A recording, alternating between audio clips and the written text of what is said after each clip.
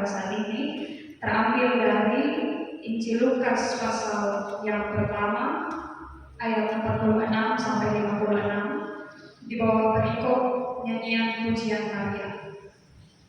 Saya akan membacakannya untuk kita semua. Injil Lukas pasal 1 ayat 46 sampai 56. Nyanyian pujian Maria. Lalu kata Maria, jiwaku memuliakan Tuhan, dan hatiku bergembira karena Allah juru selamatku, sebab Ia telah memperhatikan kerendahan hamba-Nya. Sesungguhnya mulai dari sekarang segala keturunan akan menyebut aku berbahagia, karena Yang Maha Kuasa telah melakukan perbuatan-perbuatan besar kepadaku, dan namanya adalah kudus. Dan rahmat-Nya turun-temurun atas orang yang takut akan Dia. Ia memperlihatkan kuasa-Nya dengan perbuatan tangan-Nya, dan mencerai-beraikan orang-orang yang congkak hatinya. Ia menurunkan orang-orang yang berkuasa dari tahtanya, dan meninggikan orang-orang yang lemah. Ia melimpahkan segala yang baik kepada orang yang lapar, dan menyuruh orang yang kaya pergi dengan tangan hampa. Ia menolong Israel hamba-Nya, karena Ia mengingat rahmat-Nya, seperti yang dijanjikannya kepada nenek moyang kita, kepada Abraham dan keturunannya untuk selama-lamanya. Dan Maria tinggal kira-kira 30 lamanya bersama dengan Elizabeth, lalu pulang kembali ke rumahnya. Demikianlah firman Tuhan, dan yang dikatakan berbahagia adalah setiap kita yang bukan hanya mendengar, tapi juga mau melakukan firman itu dalam hidup kita setiap hari. Haleluya. Shalom. Firman Tuhan yang sudah kita baca, saya beri tema yaitu pemberian yang memulihkan dalam sebuah penantian. Nah, dari tema itu ada 3 kata penting, yaitu pemberian, memulihkan, dan penantian. Nah, 3 kata ini penting karena itu juga sudah tidak asing untuk kita, karena kita sudah sering melakukannya dalam hidup kita setiap hari. Dan ada berbagai alasan yang membuat kita melakukan itu. Entah itu kita mau memberi karena kita memang tulus untuk memberi itu, atau ingin mengungkapkan perasaan kita, atau kita menanti karena ada sesuatu yang ingin kita dapat. Lalu kalau dapat memulihkan, kita melakukan itu karena sama seperti pemberian, kita ingin untuk menolong orang yang sedang tidak baik-baik saja.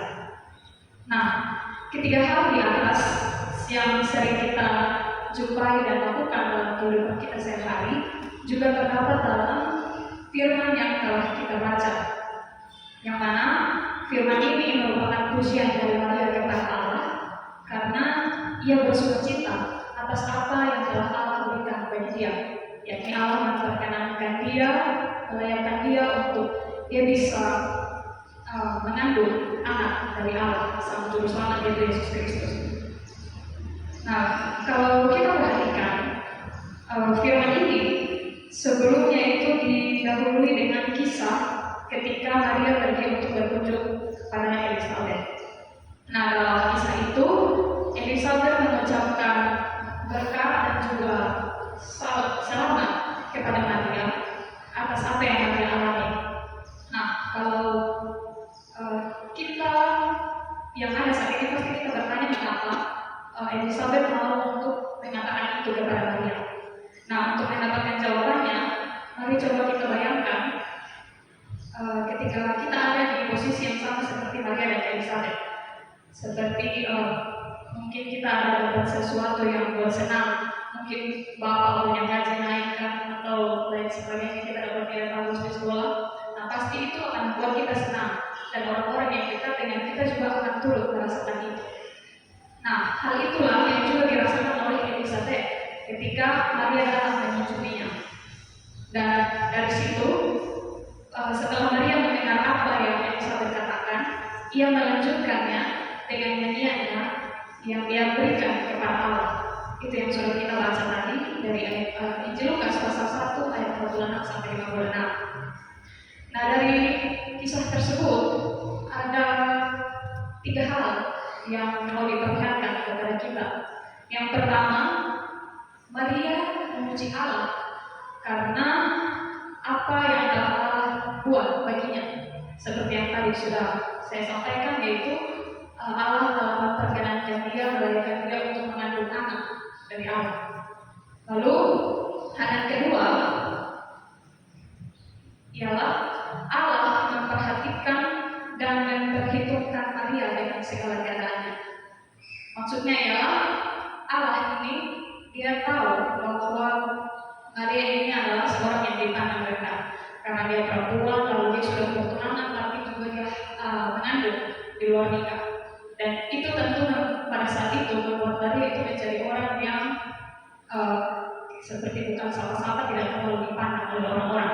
Nah, itu yang Allah lihat dari Maria, dan Allah memulihkan keadaan Maria yang seperti itu dengan apa yang dia berikan tadi. Allah membuat dia menjadi terhormat dan meninggikan dia. Nah, itu hal yang kedua. Lalu hal yang ketiga, yaitu karya Allah atas Maria itu terjadi karena kerendahan hati. Nah, poin ini berkaitan dengan poin yang kedua. Nah, sementara itu kerendahan Maria, kerendahan hati Maria bisa kita lihat dari dua hal. Yang pertama, ketika ia pergi mengunjungi Elizabeth, kerendahannya itu terlihat dari keinginan dia untuk mau pergi. Karena kalau kita berpikir apa yang Maria terima itu lebih besar dari apa yang Elizabeth terima. Ia mengandung anak dari Allah, sedangkan Elizabeth dia mengandung anak dari Zakaria, dan itu yang memang selama kehidupan bersama Elizabeth dan Zakaria itu yang mereka nantikan, dan akhirnya Allah memberikan. Tapi itu tidak sebanding dengan yang Maria terima. Nah, dan karena itu bisa saja Maria berpikir sama seperti yang kita pikir bahwa saya mendapat lebih. Seharusnya bukan saya yang pergi, tapi dia yang datang kepada saya. Jadi Maria menunggu agar Elizabeth yang datang pergi melihat dia, bukan dia yang pergi untuk melihat Elizabeth. Nah, tapi yang Maria lakukan adalah yang sebaliknya. Maria tidak memikirkan hal itu, dan dia memutuskan untuk pergi mengunjungi Elizabeth. Dan yang kedua, kerendahan Maria, kerendahan hati Maria bisa kita lihat dari pernyataannya di ayat yang ke-48 bahwa ia atau Allah telah memperhatikan kerendahan hambanya. Nah, dari sini kita bisa pahami bahwa Maria itu sadar dengan keadaan dirinya. Dia adalah seorang hamba yang rendah dan tidak dipandang, sama seperti poin sebelumnya. Dan dari situ kita bisa melihat bahwa Maria ini adalah orang atau sosok yang rendah hati. Dan karena itulah maka Allah juga melihat hal itu dan berkenan untuk memberikan dia anak dari Allah sendiri. Nah, itu tiga hal yang bisa kita lihat dari firman ini.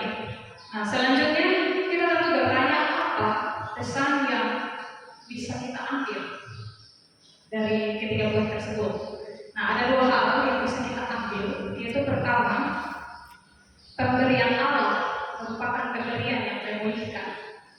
Kita sudah melihat bagaimana Allah memulihkan keadaan Maria, yang mana dari awalnya dia adalah seorang hamba yang rendah, Allah justru meninggikan keadaan dia, memulihkan itu.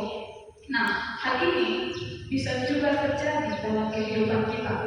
Kita semua pasti sekarang ada dalam keadaan yang sama seperti Maria, tidak terlalu dipandang, ada berbagai macam hal atau masalah yang mengikat kita.